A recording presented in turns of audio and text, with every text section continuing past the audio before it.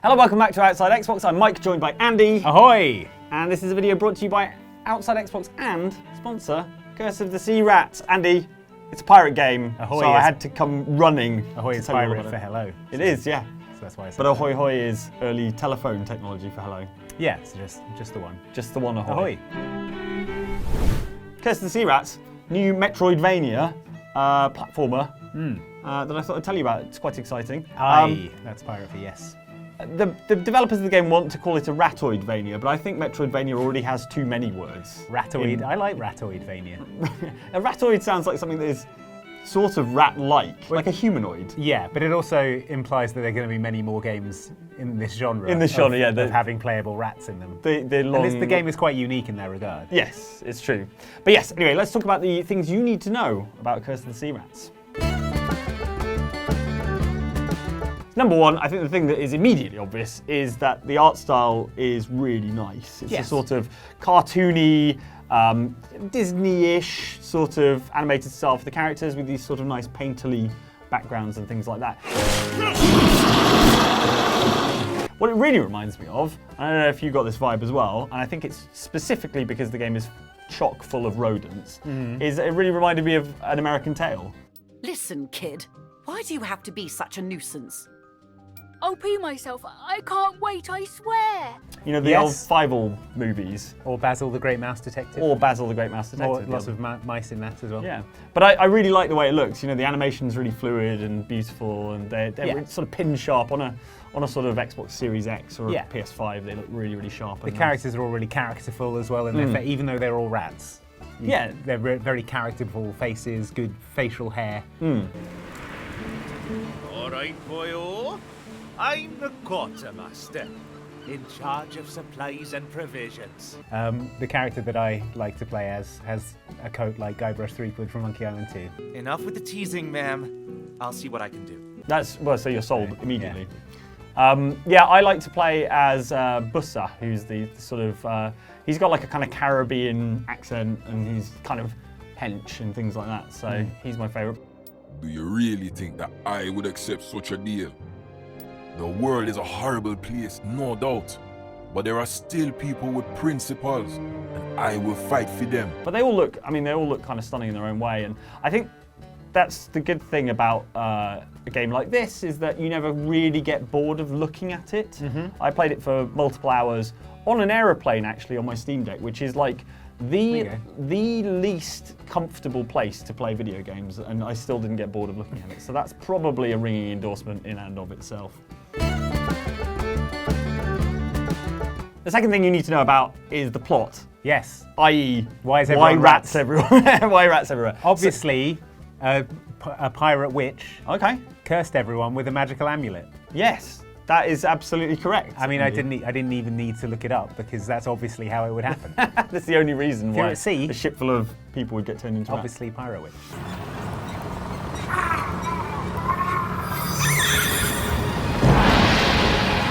Yeah, so this game is set in 1777, and it is based around there's a ship returning from the Caribbean to England With a load of captured with a load pirates. of captured pirates and other prisoners Yeah. who are about to Face the king's face justice. the king's justice, indeed. One of those captives is a witch, pirate witch called Flora Byrne, and she has an amulet called the Eye of the Serpent, right? And she uses this amulet and it turns everyone, including her, into a rat.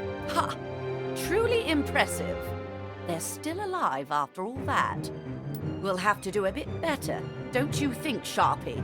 I don't think she gets a great deal out of it either, but anyway, she seems to be having a great time. This is why you need to confiscate all amulets. Yeah, well, I don't know why it's called the Eye of the Serpent, unless it's like... It's green. Well, maybe just Serpents are to green. the eye of a serpent, everything looks like a delicious rodent, maybe. Because snakes eat rats, right? Yeah, that's Probably, true. and mice. Yeah. So maybe that's the answer. Either way, you don't need to know that. What you need to know is that Admiral Blacksmith, who's the chap who was like commanding the ship, his little son Timothy, poor adorable son Timothy, who is now also a mouse or rat or whatever, has been kidnapped by Flora Byrne, and you have to go and save poor Timothy. Rescue my son Timothy and defeat Flora Byrne. Bring me the witch, dead or alive. I do not care which. In return, you will be cleared of all charges. Yeah, little rat Timothy. And you do that by punching people. mainly punching, or sometimes swiping at them with the sword, hitting with swords. or throwing knives. Yep. Is another option as well. Yeah. But what I really like about this, as a person who is of Irish extraction, is that the game begins with the ship having, presumably because mice can't control a ship. You can't even move the wheel. It probably right? takes some getting used to the new hands and stuff. So these rats aren't able to steer the ship, and they crash into the Irish coast. So it's also on the Irish coast. Well, as a person of pirate extraction, I also appreciate. Yeah. See, it's a real cultural Venn diagram that Yeah. we're both catered for in this game. Aye. Our voyage has taken quite the dark turn. This was most unexpected. The next thing you need to know Tell me. is that there are 4 playable characters. Yes. As of the release of the game, and they all play kind of differently. They've all got their own skills and weaknesses and so on and so forth. So my favourite character is this rat called Busser, and he's cool. Yeah, he's got this sort of Caribbean accent, and he's sort of kind of a bruiser. He's all kind of punches, and but he's good at blocking and things like that. So you can block without like taking any damage and things like that.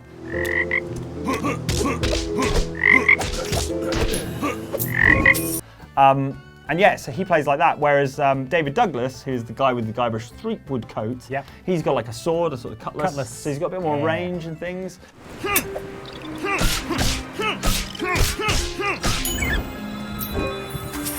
But he's less durable. I guess is durable a word you can apply to a rat? I don't know how durable any rat is. Yeah, it's true. Yeah, a bit more durable.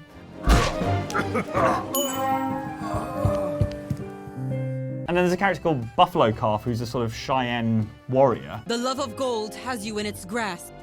I will free you from your torment. And she has ranged daggers.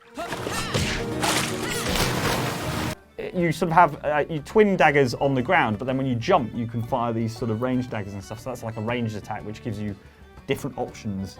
That is in good. battle, You're not within punching range of the enemies. Yeah, and within punching range you will be, because there's a lot of bad guys in this, and they love to punch. They love to punch, definitely. Or hit with swords.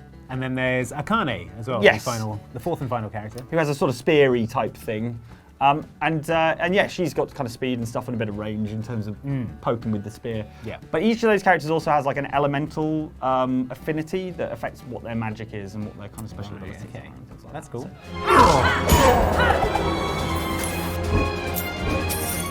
So yeah, they all play significantly differently, and you'll sort of, the way the game works is you can kind of switch characters anytime you reach the sort of shrine bonfire type thing, which is this guy called Wu Yun, who is your sort of mentor, but also kind of takes the mick out of you every time you die. I feel the despair growing inside you and inside me. And also is a sort of ghost. He's a sort of, well, he gets upset when he says you say he's a not a ghost. I am not a ghost. Mind your manners. I think he's like a projection, maybe. Sure, sounds pretty ghostly to me. And he looks exactly like a ghost. He also opens up teleporters for you. Yes, the teleporters are super useful, right? So you can go around, because it's a sort of Metroidvania style thing, you'll be unlocking bits of the level, and to be able to teleport back to, say, where a shop is and things like that is super useful. But anyway, you can switch your characters at that point and kind of level them up as you go, essentially. So yeah, you've got a lot of choice, you've got a lot of flexibility about how you play. And then even within those characters, you have skill trees, right? yeah. So you can also customize the way you play in terms of what you choose to sort of sink your abilities into.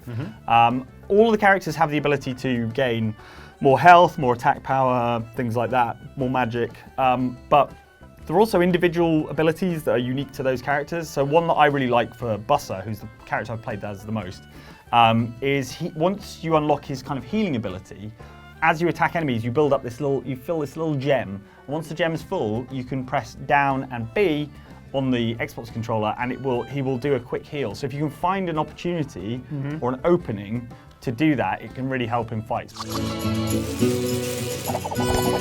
But obviously, if you're being mobbed by a bunch of bad guys at once, you're not going to have the timing or the opportunity to do that.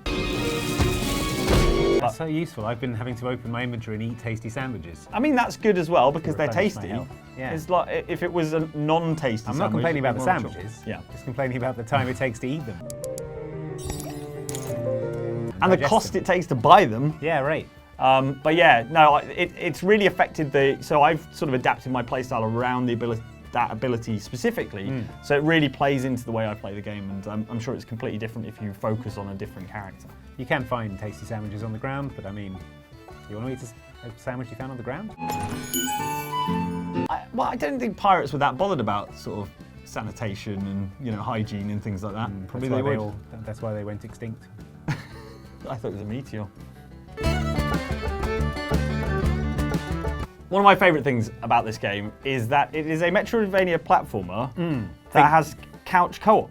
Think Ori and the Blind Forest. Yes. If you don't know what Metroidvania means. But with 4 players. Yes. 4 players. So we played a little bit earlier with 3. It's really fun. It kind of changes the way the game plays a bit. So obviously, like, when you're playing on your own and you're having to manage all the kind of combat by yourself, it's a lot more, you know, you have to be a lot more patient, a lot more careful, and it's a lot more sort of measured the way you progress through the world, because, you know, you get hit a couple of times by a bad enemy and then you're toast and you have to go all the way back, right? That's how these games work.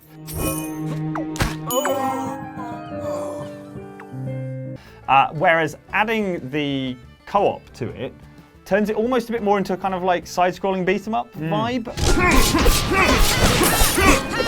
Yeah. So you can kind of run around, you can all like pile in and just start duffing. I mean, like, bosses are still extremely difficult. You will die, and also, the more players you add, the more difficult the game gets, because obviously that's how it's got to be balanced, otherwise you'd steamroller through the entire thing. But what I love about the co-op is that you can add players at any point during your game. So I've been playing several hours of this game, but like if Andy wanted to jump in, I can just go back to Wu Yun and add in another player, and then all of a sudden you're playing in 2 players. So it's totally flexible, drop in, drop out. Well, it's not drop in, drop out per se, but it's like at any checkpoint you can bring in or drop out players. And you can sort of wander off and do a little bit of exploring. And within a particular within a screen, and then if your team are moving on, you'll just get teleported up to where they are, so you don't have to make your way all the way up before the team can progress, which is quite nice. Which is good if, like me, you're prone to missing jumps and ending trapped at the bottom. It's like, all right, Mike, we'll just leave the screen. Yeah, exactly, and I'll get teleported Yeah, up. Brilliant. exactly. Thank you, that's exactly what I need. The other thing worth pointing out, if you're not really familiar with the sort of Metroidvania concept, I hate to invoke the name of Dark Souls, but if you think about that sort of structure where you are free to go wherever you like, really, as long as you can access it, you can go off and explore at your own pace and in your own direction. So there are definitely regions that, you know, you can head off and explore if you want, or you can go and do something else. So that sort of open structure and things is quite liberating, because if you get stuck on a particular bad guy or boss, there are boss fights in there as well, these sort of huge confrontations, you can avoid those. And you get if you hit LB, you get a map of the entire thing, and you can see where the boss areas are, where the teleporter areas are, where you've been, where you haven't been. Exactly.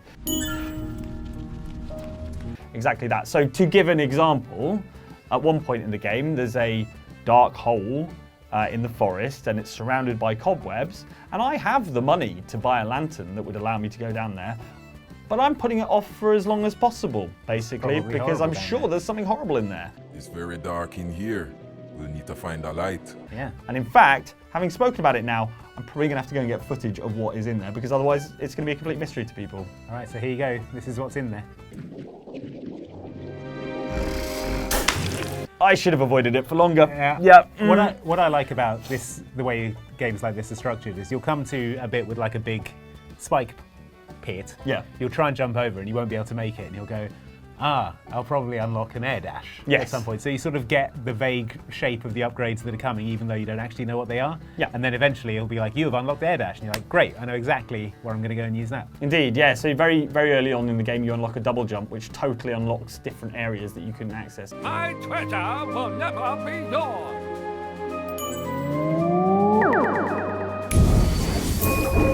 So that's the really nice mix. What you've got is areas that are sort of gated off by your abilities or lack thereof.